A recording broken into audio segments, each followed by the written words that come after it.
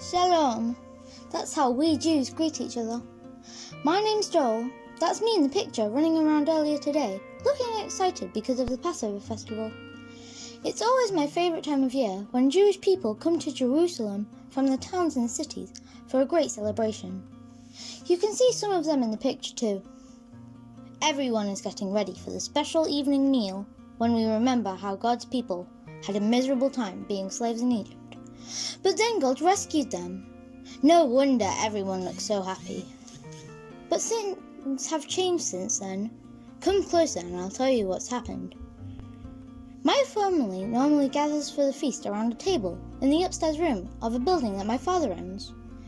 But this year, some friends of that man Jesus, the one everyone is talking about, came and asked if they could use it. Earlier this week, he rode into the city on a donkey.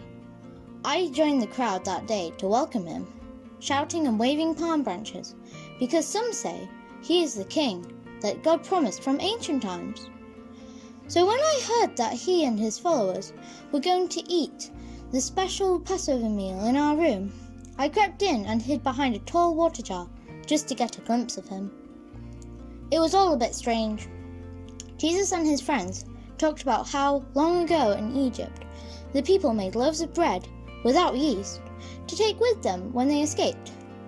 But Jesus broke a loaf in half and said, "This is my body given for you." What's that all about? Then it got even more weird.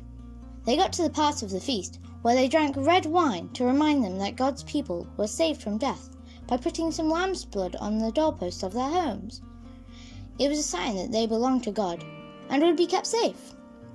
But you won't believe this. Jesus took the cup of wine and said, "This is my blood poured out for you," as though he was the lamb that saved everyone's lives. By this time, I wasn't feeling so happy anymore. It seemed like something bad was going to happen to this kind man. So I tiptoed outside. It wasn't long before one of Jesus' followers, Judas, came out too. He stood in the shadows, muttering to himself, and took out his money bag.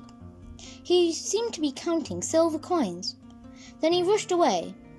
What on earth is going on?